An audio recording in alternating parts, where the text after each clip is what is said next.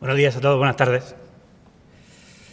Yo soy José Enrique, como ha dicho, José o José Enrique, pero nunca Enrique, no respondo si alguien me llama Enrique.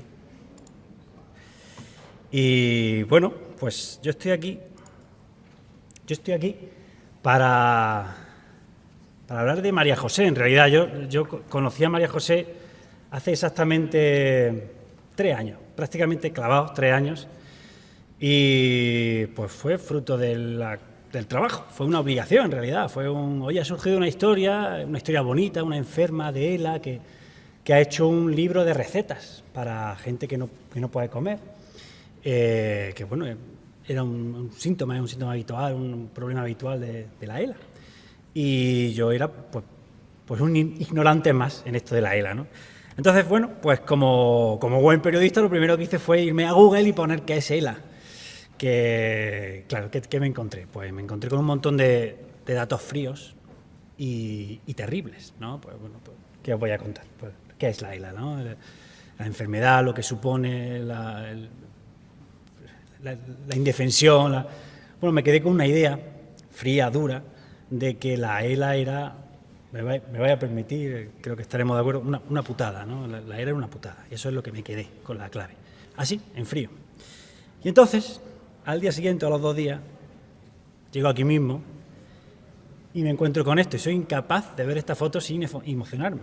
Antes decía Marilú que también, bueno, yo soy un llorón, así que no creo que llore, pero por si acaso. Y me encuentro con esto. Yo veo esta foto, que antes estaba por aquí Ramón hace unas fotos preciosas, pero esta foto para mí me derrumba por completo. Fue al terminar pues aquella primera entrevista en la que los conocí, que además confieso que llegué con preguntas tan frías y tan feas como la idea que yo traía, ¿no? En fin. Da igual, el caso es que llegamos aquí y al final le dije, bueno, vamos a hacer una foto, ponernos con María José. Y ahí llegaron los de la unidad, todas las enfermeras, en fin, todos los que había ahí, faltaba gente. Y se hizo esta foto tan bonita que bueno, que enmarcaba un poco la historia que queríamos contar. Que ella había hecho un libro, que le habían ayudado todas ellas y ellos, que ella le gustaba escribir. Bueno, la conocí un poco y le dije, oye, María José, ¿por qué no vamos a casa y ampliamos este reportaje y lo contamos un poco más, ¿no? Contamos un poco más de ti. Y fuimos a su casa. Y ahí está Antonio. Antonio también estaba el día anterior. Antonio. Antes lo han dicho, pero yo creo que la figura del cuidador, no creo que exista una poesía, una idea, una frase, una película, nada que pueda describir de una manera más esencial lo que es el amor que un cuidador de una enferma o un enfermo con ELA. No creo que exista. Lo que yo vi desde el momento en que llegué allí, aquí lo llevo conmigo. Y aquella fue la primera, como veréis ahora, de muchas visitas que hice a su casa, ¿no? Y bueno, entre María José y Antonio, pues ampliamos un poco, me contaron su vida, lo que les gustaba, que viajaban mucho, las motos, en fin. Ampliamos y, oye, publicamos un reportaje, que fue portada del periódico. Quiero volver a esa foto porque, como digo, esa foto es muy importante. Si os fijáis, todos están mirando la cámara, ¿no? Que es lo que hay que hacer cuando te hacen una foto. Oye, mira aquí, ponte aquí, sonríe y tal. María José miraba a otro sitio. María José estaba mirando a Antonio. Y en esa mirada se sostiene esa frase que hay ahí abajo, ¿no? El título, la receta de vida de María José.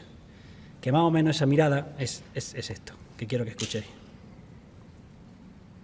Si se escucha, no se escucha. La vida con ELA es una mierda, así, sin aditivos ni conservantes. A veces visualizo la enfermedad como un agujero negro que me está atrapando, como un enorme imán que tira de ti. A cambio intento contrarrestar esa imagen llenándola de luz, pensando en la gente buena que tengo a mi alrededor. Descubrir que tienes ELA, es como si un tsunami te arrastra y no tienes dónde cogerte. No hay posibilidad de cura, no hay tratamiento, no hay nada, tú sabes cómo va a terminar. Con la ELA mi cuerpo cada día va más lento, pero mi mente te aseguro que va a 1000. Es un sueño, qué proyecto tan bonito en un momento de mi vida tan complicado. Si puedo ayudar a un solo enfermo a comer con seguridad y disfrute, me doy por satisfecha. Que llore hasta vaciarse y que viva, pero vivir de verdad, no dejar pasar los días, que coma, que beba y que haga el amor, que piense en el momento y en el ahora.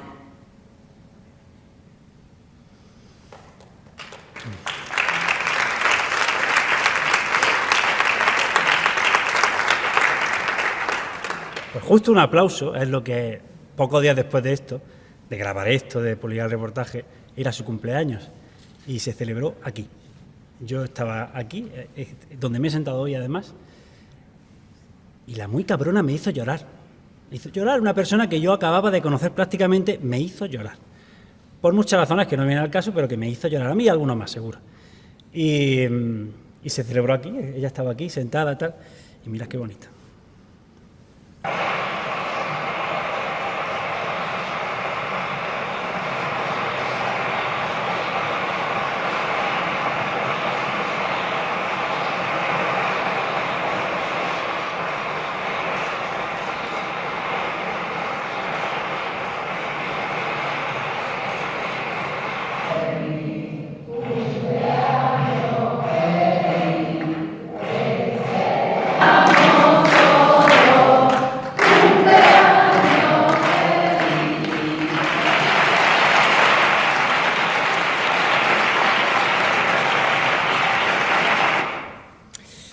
Bueno, fue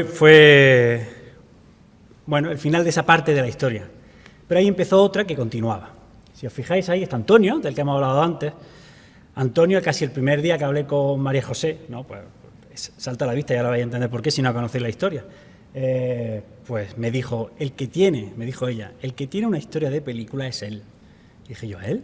Y dice, sí, Antonio. Y digo, ¿qué le pasa? Entonces hizo así con la mano. Digo, mira. Y tenía la mano que había perdido 4 dedos de la mano. Si os fijáis, ahí se medio intuía cuando aplaudía, ¿no? Él no tenía dedos. Digo, ¿y qué te pasó, Antonio? Entonces me contó. Él estaba trabajando, sigue siendo, en una cristalería, en una marquetería. Una cuchilla falló de una máquina, cayó y le cercenó los 4 dedos de la mano. Se quedó así. Y todo eso sucedió mientras a María José le habían diagnosticado ya la ELA. O sea, imaginaros el momento que Antonio vivía. Para él siempre ha dicho y siempre lo dice que lo primero era ella, que su mano esperase y tal, pero claro, hay cosas que no pueden esperar. El caso es que él había entrado en un programa, le habían metido en un programa para ponerle una mano biónica. Y yo dije, hombre, Antonio, pues ve contándome, ¿por qué no vamos grabando y grabamos este proceso y al final contamos cómo conseguiste tu mano biónica? Oye, lo hicimos. Empezamos a grabar, empezamos a contar, pero entre medias pasaron muchas cosas. Pasó una pandemia, un confinamiento, María José murió y de repente esa historia de la mano era la historia de la ELA y la contamos. Esta historia se publicó hace exactamente un año también, no sé por qué vamos con las coincidencias de los tiempos, pero se publicó hace un año, Una vida de la mano. Y la historia de esa mano biónica que Antonio consiguió, que ya de por sí a mí me parecía chula y llamativa, como una mano biónica que piensa y mueve los dedos. De repente era la historia, como decía, de la ELA. Se convirtió en una metáfora de la cuchilla que cae de golpe, que te cae encima sin ninguna razón, sin ningún aviso, sin ningún sentido, sin ninguna pretensión, sin ningún nada, te cae encima y te toca. Entonces esta historia sobre la pérdida, sobre lo que supone realmente perder algo y aprender a vivir con esa pérdida, pues se convirtió al final en un relato mucho más complejo, ¿no? Y como podéis ver, en el centro estaba la foto, que se ve muy mal, pero ya la hemos visto antes muy bien, la foto que fue el centro de todo, ¿no? Esto se convirtió también en un pequeño documental que si tenéis tiempo me encantaría que vierais, está en la web, y os dejo un pequeño fragmentito de un anuncio que hicimos. Junto con mi hermano tenemos un negocio de cristalería y marquetería en Maracena. Con la máquina ingletadora de cortar las morduras, me cortó la mano, cayó al suelo. En la Cepello Madrid, pues me dijeron que me iban a poner una mano biónica.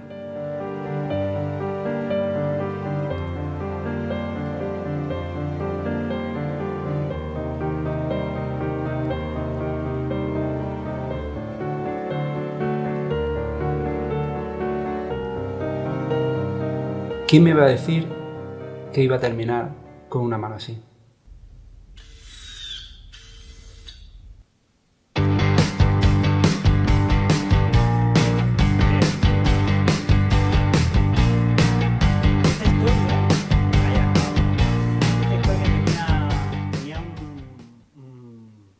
Me enseñó una cosa muy importante que en realidad sabía, pero que a veces parece como que hay cosas que sabes que no sabes aplicar bien.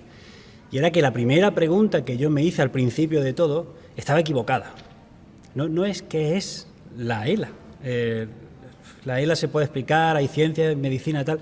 Es quién es la ELA. Y no me refiero a que la ELA te defina como persona, ni sea tu definición, ni lo que sea tu clave, ¿no? Me refiero a que, lo decían antes, y mucho mejor que yo, al final se trata de que detrás de la ELA hay una persona, y esa persona tiene una historia, y saber contar y contar esa historia es lo que nos hace llegar a esto, ¿no? Que al final a lo que quería llegar yo, ¿no?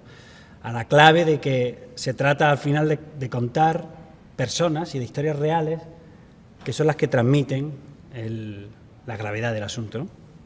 En Granada tenemos ejemplos maravillosos. Esta foto también es de Ramón. Pues abarca, yo creo que fue el primero aquí que tuvimos que realmente nos marcó su reto deportivo, y yo creo que sí que ha sido y sigue siendo una inspiración tremenda, seguro que sí, y su historia personal seguro que tocó a muchos poquito a poco, ¿no? de cerca. Hace poco Carlos Pacheco, no sé si lo conocéis, Carlos Pacheco es era dibujante de cómics, falleció por ELA. Y bueno, yo con él tuve la suerte de charlar alguna que otra vez.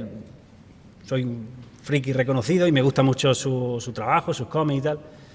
Y lo sentí triste por la pérdida del artista, pero me había empezado ya a pasar algo desde que había conocido a María José, que lo de la ELA, lo de la enfermedad rara, empezó a parecerme muy poco rara, ¿no? Ya era como, joder, digo, si está por todas partes. Al poco conocí a Víctor es granadino también, ha hecho un documental muy chulo que probablemente hayáis visto y conozcáis, a David Reaño, el protagonista, un investigador, y se fue con él por 7 lagos. Y de hecho, creo que David ha hecho algo últimamente, porque el otro día, no recuerdo ahora qué era, leí... ¿Alguien recuerda? Bueno, el caso es que David sigue ahí moviéndose mucho, y al final la historia de David es la que hace contar la ELA de otra manera, ¿no? La que hace que una persona ajena totalmente entre y se entere de lo que está pasando, pero a través de su ojo. Está esto que no sé si se va a ver, pero en realidad da igual si no se ve porque es muy largo y era un trocito, es sobre un zube. Está feo que no se vea en negro. Un zube hace poco estuvo con The Wild Project, ¿no? Un youtuber tal, y le hizo una entrevista fantástica. Y hay un vídeo en concreto, un fragmento que dice, que básicamente viene a decir, lo decía ahí el título, no recuerdo, pero que o eres rico o estás jodido, ¿no? Si tienes la ELA, ¿no? Y ese mensaje se movió tremendo por redes sociales, por todas partes, o sea, lo vi yo por todas partes. Y a todo esto, ¿por qué voy de uno de otro? Porque ¿cómo contar la ELA? Pues hay que contar a las personas. Yo entiendo que, claro, que la ELA pues, es como... Y perdonad la comparación, las comparaciones son odiosas, pero es como contar la guerra, contar un terremoto, no sirve de nada. O sea, al final de explicar a alguien la guerra, no se la consigue explicar hasta que pone la cara de alguien que ha sufrido en sus carnes la guerra y te cuenta su historia, cómo salió de casa, lo que hacía antes, lo que comía, lo que vivía. Todo lo transforma cuando pasa por una historia real que sientes cercana. Y creo que esa es la fórmula de contar las cosas en general. En este caso, en la ELA, y lo decían antes, esa visibilidad viene a través de las personas, de los casos reales, de un lado y de otro. Y tiene la peculiaridad, o al menos a mí me lo parece, de que la ELA, aunque ya se hable más, aunque esté más presente, sigue siendo algo raro. Ojalá sea cada vez más raro, ¿no? Y ojalá desaparezca y se cure y tal, pero sigue siendo algo no ajeno, pero sí con lo suficientemente, en fin, poco habitual, en números fríos, como para que no nos demos cuenta de que detrás de esa enfermedad hay lo que venía a decir, una persona. Entonces, creo que hay que tener muy claro que la historia que cuentas no debe estar pensada para transformar a la gran sociedad. Lo que hace un zoo es un milagro. En general, son historias que van de una persona a una persona. Y eso es lo que me pasó a mí, de uno a uno. a mí.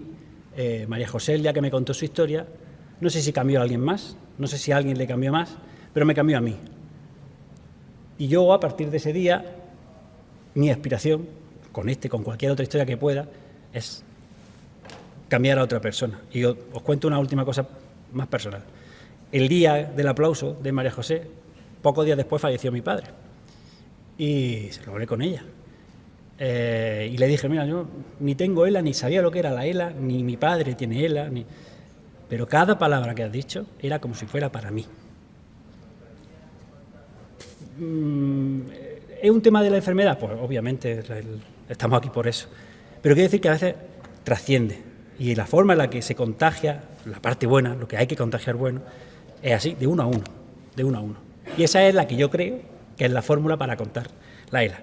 Y al final lo que he venido aquí es para darle las gracias a María José, que me cambió a mí, que cambió a mucha gente, que espero que esté descansando y que me gustaría que le diéramos un aplauso. Ya está.